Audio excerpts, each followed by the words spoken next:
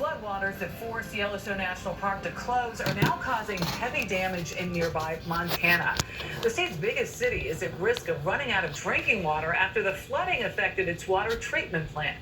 A statewide emergency has been declared. As Jonathan Vigliotti reports, officials say the park may never look the same after its worst flooding in decades. These are the floodwaters that tore through Red Lodge, Montana, which some say came without warning.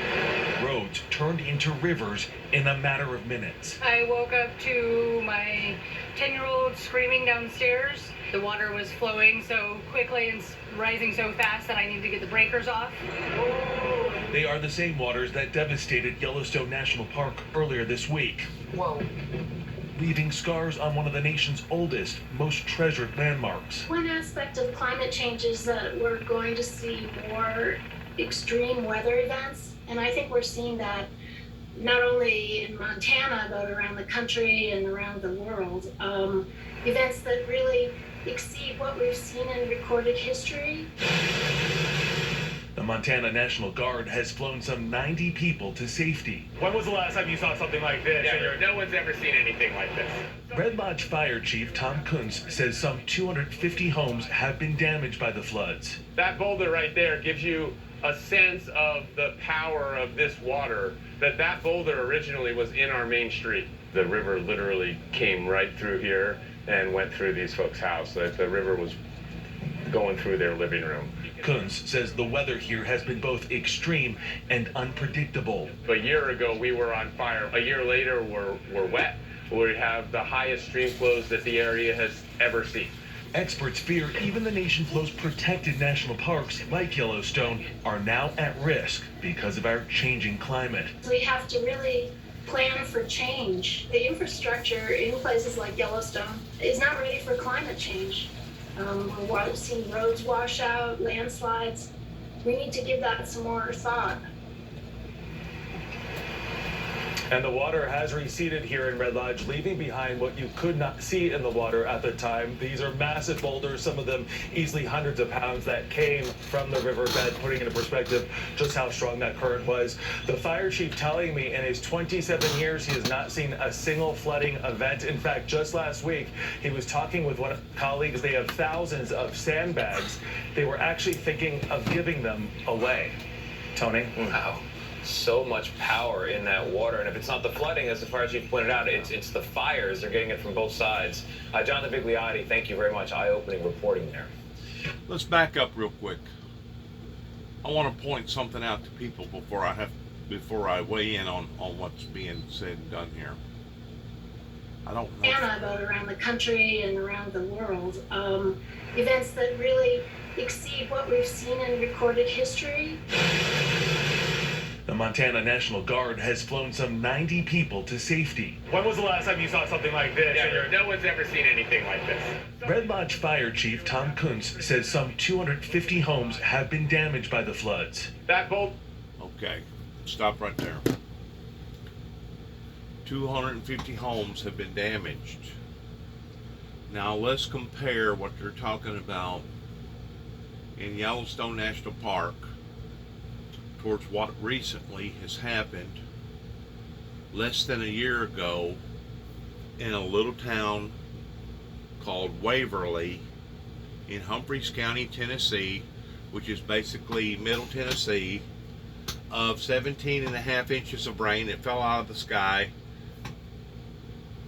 in a period, according to the weather maker, in less than 24-hour period, but in reality it come out of the sky in less than about 6 hours. They're devoting a great deal of this problem right here on not only the rains but also the melting of the snow because of the melting of the snow because of the excessive heat that's come up into that area. There was no melting snow in Waverly, Tennessee. That come out of the blue, that basically killed over 20 people, and instead of it destroying 250 homes, it was probably more like 2,000 homes. I don't know that for a fact. I don't know the statistics. I know that it damaged about a third of the town, including schoolhouses and factories and other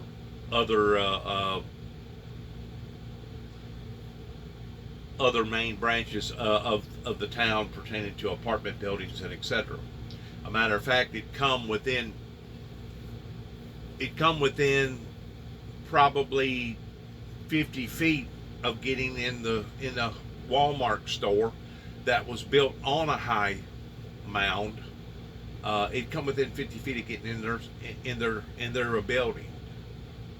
So what are you trying to say here? Well, in this particular situation, it was solely based upon two entities. The entity that fell from the sky and the entity pertaining to the harsh heat dome that has settled up into that area that has caused excessive amount of melting. But less than a year ago, didn't have nothing to do with snowfall. Didn't have nothing to do with melting. So what are we seeing here? What we're seeing here is the warnings that Christ talked about over 2,000 years ago, that these things would be fallen upon to the earth because of what we have done to the earth, pertaining to not listening to the warnings. And whenever the individual said that they got absolutely no warning, I beg your pardon, you did get a warning. You got a warning probably 25 or 30 years ago that was obviously looked over and ignored.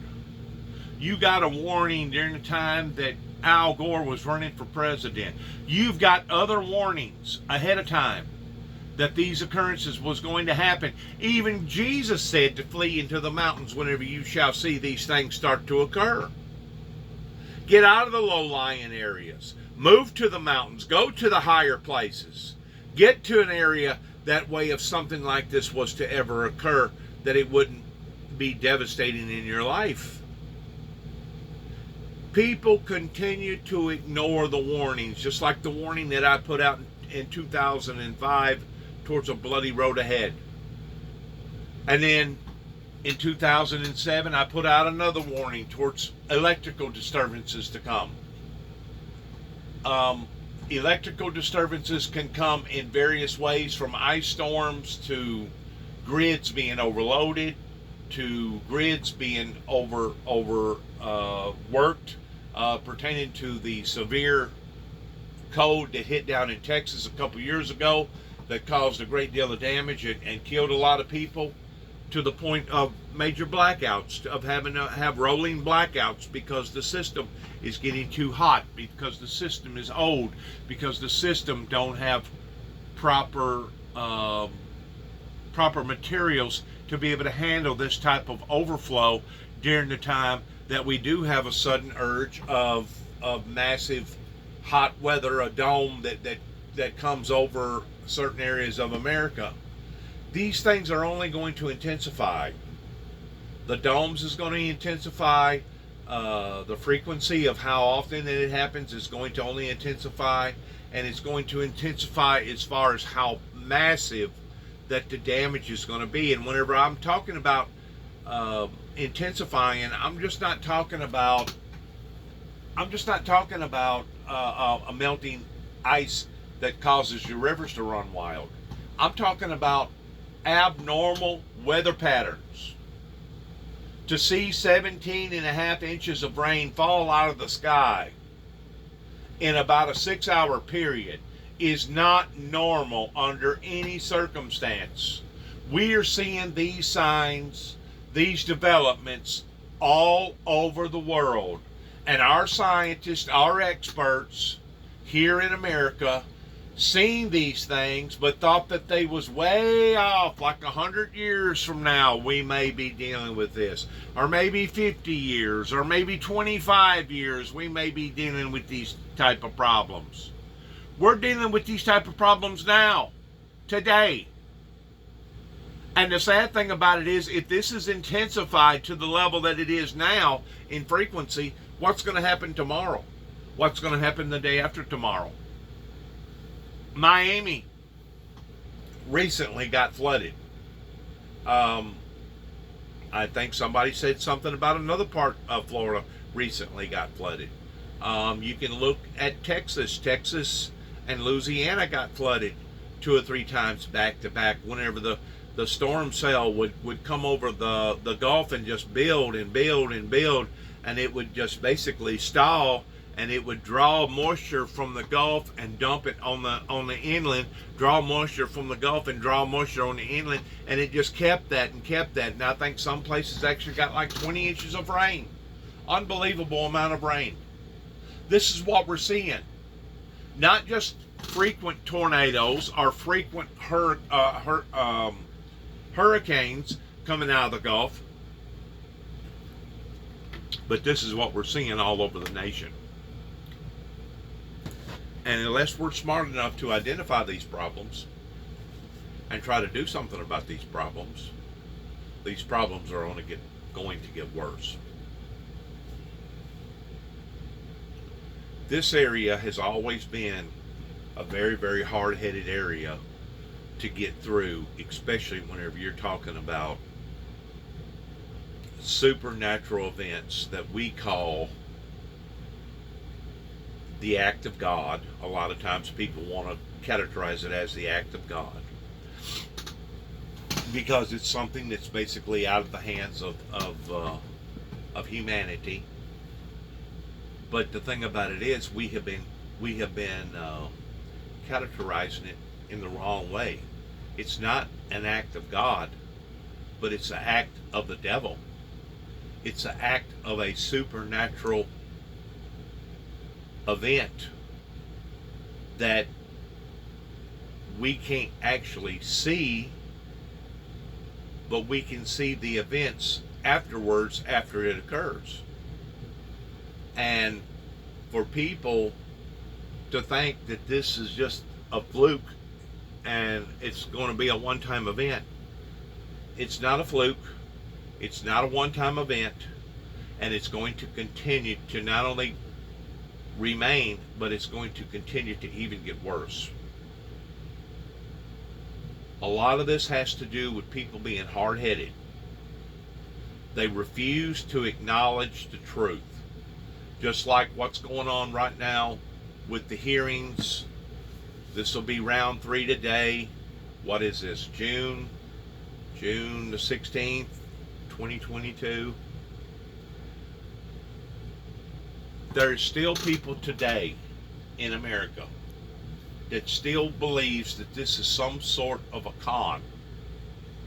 They still believe that this is some sort of a gimmick in regards to the President of the United States at the time that was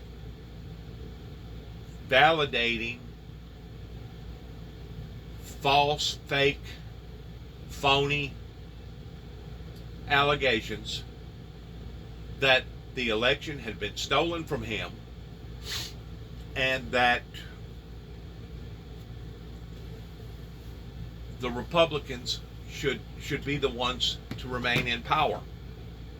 That basically caused the uproar, the excitement, the damage, the death, the destruction of what happened January the 6th. You still have people in this area that if you talk to them, do you still believe that Donald Trump should be the remaining president? I sure do. I think that election was stolen. You see the damages that it causes whenever somebody purposely lies that has access to that big mic? Or it's not necessarily access to the big mic. You can have access to any type of mic. This is the problem that social media has created just within the past few years that didn't exist, let's say, 10 years ago. There was certain portions of social media out there, but not like it is today. Because if the right person starts saying the wrong things, they can actually create havoc. And you may be saying, well, this is havoc that we're looking at right here on TV. This is one type of havoc. This is the part that the people around here don't understand. This is one type of havoc that you're looking at right now. We know for a fact, or they shouldn't be in denial about it, towards weather events that are now becoming very, very obscure towards what went on in Waverly, Tennessee last year, towards basically the same type of havoc, which was the havoc of flooding, water and flooding. Didn't have nothing to do with the weather erratically turning hot to the point that it caused massive melting. In this situation, it did. What's going to happen in the next situation? How's it going to affect us? Where is it going to affect us at? Is there actually a chance that it could get so hot that we have rolling blackouts even right here in the Tennessee Valley? I don't know. I don't think so. But who knows? You know, whenever you're talking about something that is supernatural pertaining to weather, that are acts of supernatural events, I don't know. It could very well happen right here. I mean, we didn't know that a super duper ice storm was going to hit in Kentucky that was going to tear down 2 TVA towers and twist them up just like they was pretzels and throw them into the Tennessee River. But it did. And it shut down about 80 counties in the state of Kentucky, and the governor had to put out a state of an emergency, just like we didn't realize what was going to happen in Texas a couple of years ago. Whenever it got so cold down in Texas, it basically shut down their system, and there was lots of people that died, and there was lots of people that died because they had generators running in the wrong spots. They died of carbon dioxide. There was lots of factories that had to go back and tear down a bunch of moles that had stopped in the process.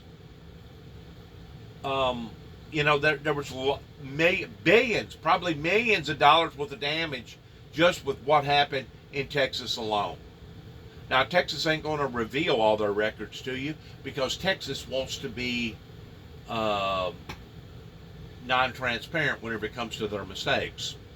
But you keep in mind, Texas didn't want to expand and grid on to the rest of the grid system around them that could have helped to prevent the damages that happened, because if other grid systems could have helped them towards bringing electricity into their area during the time that they needed it, the damage would not have been so substantial.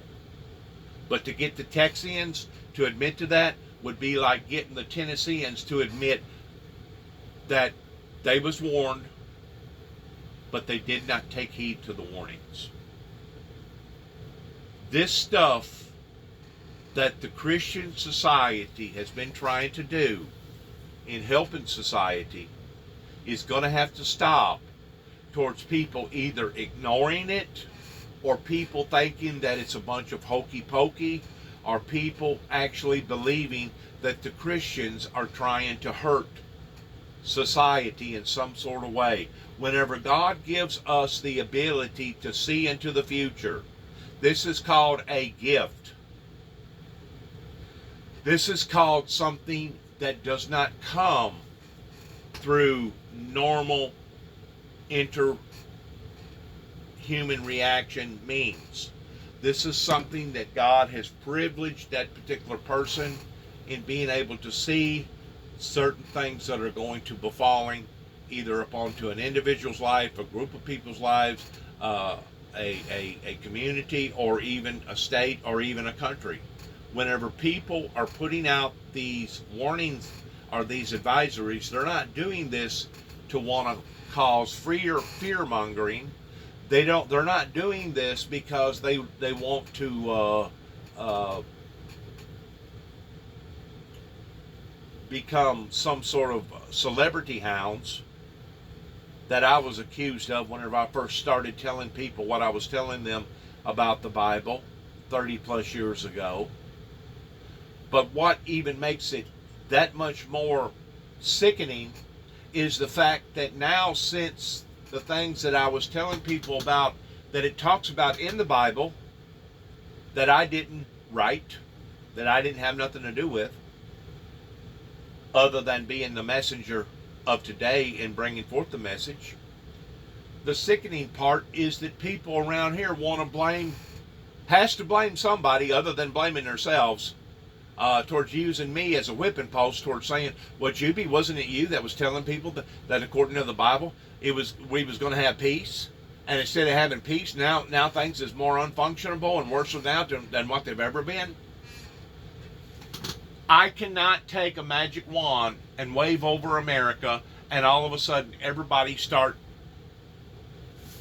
unifying together, and all of a sudden everybody start working together towards bringing utopia and peace into society.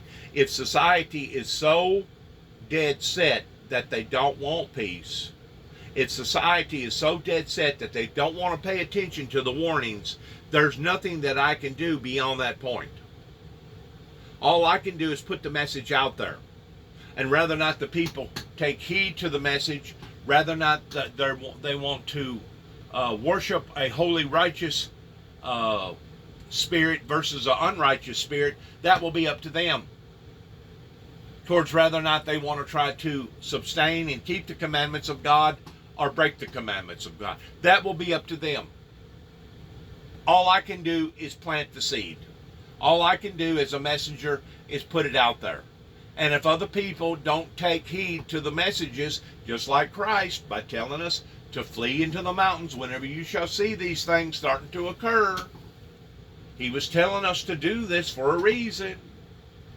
To get out of the low-lying areas. I couldn't tell you how many times New York City up here, some of the subways and off of Long Island and other places have been flooded. There's been major flooding in Miami. There's been major flooding in other parts of the coastlining areas, not just on the East Coast, but also on the Gulf. And now we're seeing what we're seeing in the developments of what's coming out of the west side, pertaining to rains, heat domes, etc., etc. Like the individual was talking about, last year it was fires. This year it's this. What is it going to be next year? People are going to have to repent. They're going to have to go back and get things right. And you're going to have to start listening to people such as myself that are putting out these warnings and telling them that we're going to have to do better pertaining to the greenhouse New Deal and people adjusting their lifestyles according to the elements that we're seeing right in front of our eyes, breaking down and becoming worse. And if you're not smart enough to do that, then obviously you're probably already doomed. And there's nothing more that I can say or do to change your outlook in life. And you're basically already set sail towards destruction in some form or fashion in your life to begin with, because you're not willing to open your eyes, you're not willing to conform, you're not willing to change, you're not willing to listen. I mean, there's a lot of people out there that are just hard-headed. And probably 30 plus years ago, whenever I first started bringing forth the message of the apocalypse, Armageddon, people were so dead set about not wanting to hear what I was saying, they was actually trying to stop me from saying it, regardless whether they was blackmailing me by telling me that if I continued to stay on a certain radio station that I would lose my job, or regardless whether they was making it so uncomfortable in my life by kicking me out of all these churches. I mean, for a church community to act this way is not churchy. This is the very opposite of church. Church is supposed to be structured around love, contentment, helping one another, forgiving one another, and moving on. Learning from our mistakes and moving on.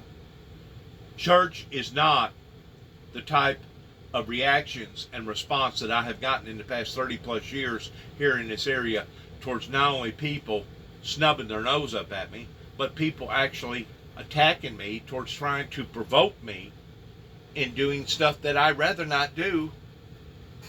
But if you don't have law enforcement that's willing to protect the Christian society, then inevitably, I guess we don't have no other choice other than to protect ourselves. The bad thing about it is they're so smart, or they think that they are, that they can turn it around and make it look like you're the perpetrator and that they're the victim. That's exactly what happened out here pertaining to 3 little children that was across the road, that my brother and I was solely concerned about their well-being because of the outlandish behavior that was happening with their parents or the parent boyfriend or whatever.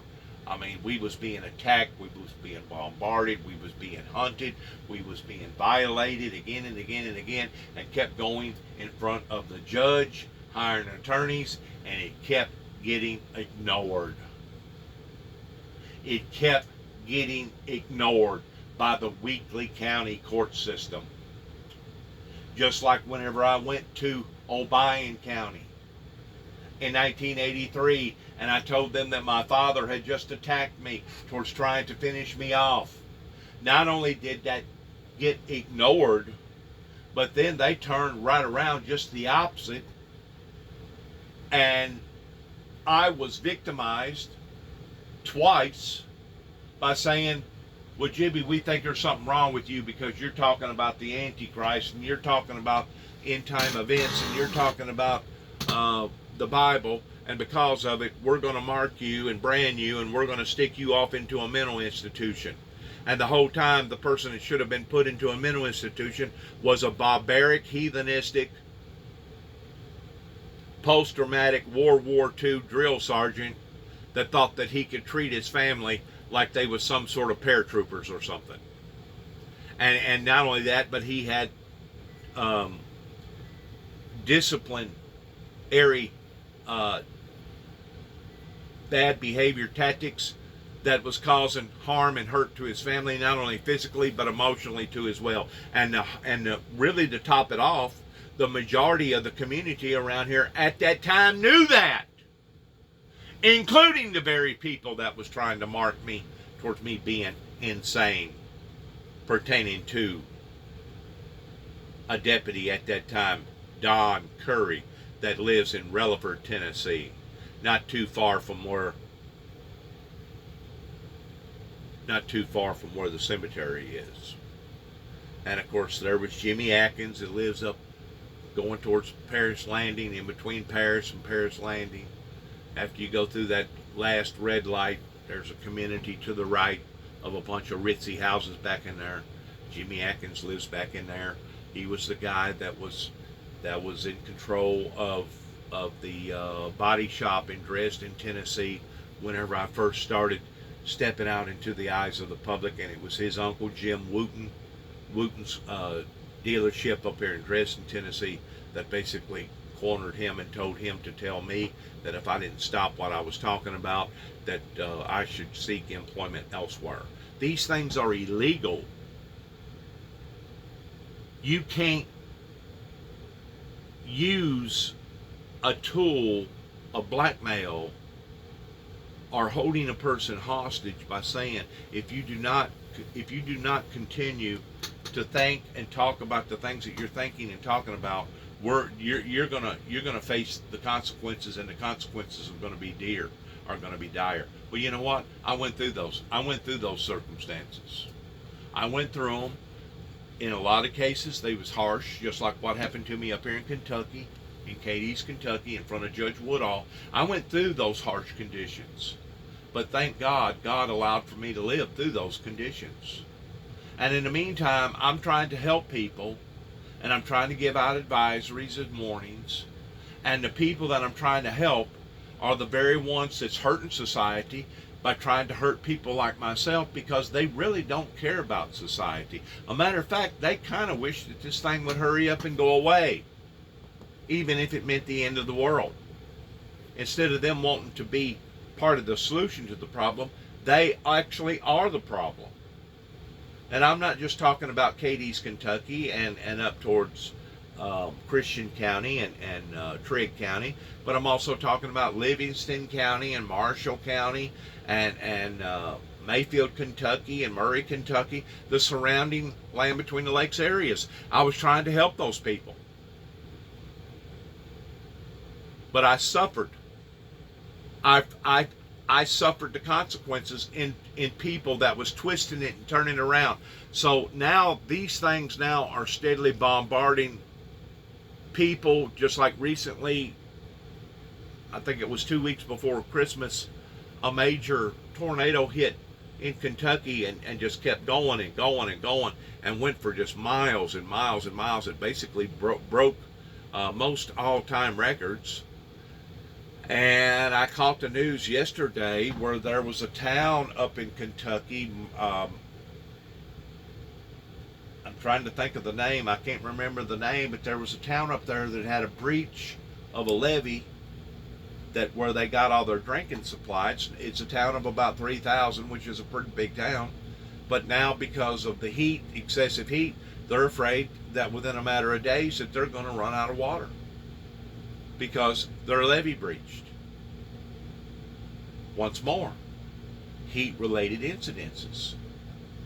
Heat can cause foundations to crumble up underneath people's houses. And if you don't believe me, you need to go to Texas the year that it got so hot down there that the ground was actually opening up and people's concrete structures was becoming unsettling to the point that they was breaking, just like the people in Alaska pertaining to the permafrost. Whenever the permafrost starts melting, people's foundation starts falling. Whenever people's foundation starts falling, their houses start having severe damage. Cracks, walls, cracks in the walls, cracks in the floor. These things is happening under our feet pertaining to environmental changes, pertaining to global warming. And if there's ever been a red flag that needed to be going off again and again and again in the science communities, as well as in the weather-related communities, it should be now. It should be now, because these occurrences are not going to go away. They're only going to intensify.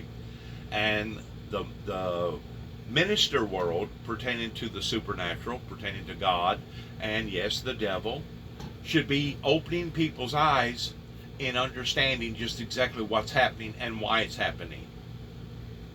I'm not hearing that out of the spirit world. I'm not hearing that out of the political world. And I'm barely hearing that out of the scientific world. So the big red flags, the whistles, are still not going off the way that they should be going off right here in the USA. Not counting what's going on in other countries that is astronomical. I mean, absolutely astronomical. A year later, we're wet. We have the highest stream flows that the area has ever seen. Experts fear even the nation's local. What did he just say? What did the guy just say? Predictable. A year ago, we were on fire. A year later, we're wet. A year ago, we was on fire. Now, they're drowning. We have the highest stream flows that the area has ever seen. Experts fear even the nation's most protected national parks, like Yellowstone, are now at risk because of our changing climate. We have to really plan for change. The infrastructure in places like Yellowstone is not ready for climate change. We've seen roads wash out, landslides.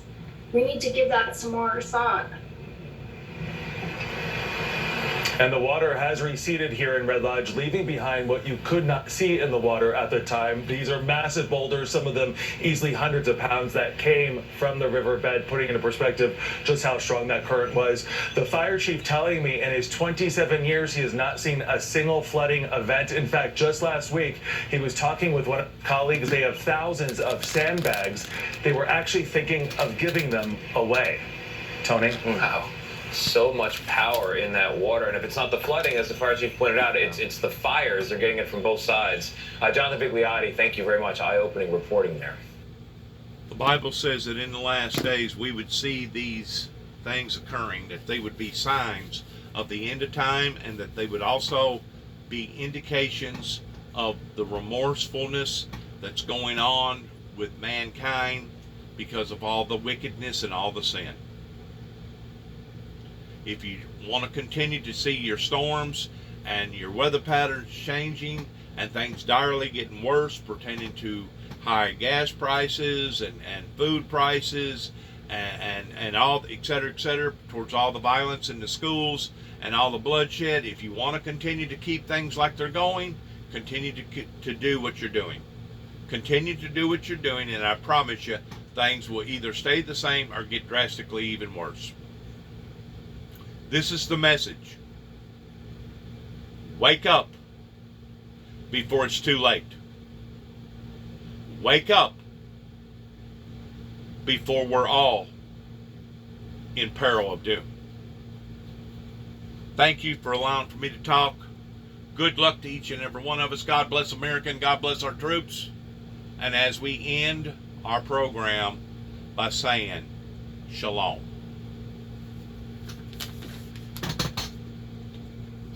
Peace be with us all.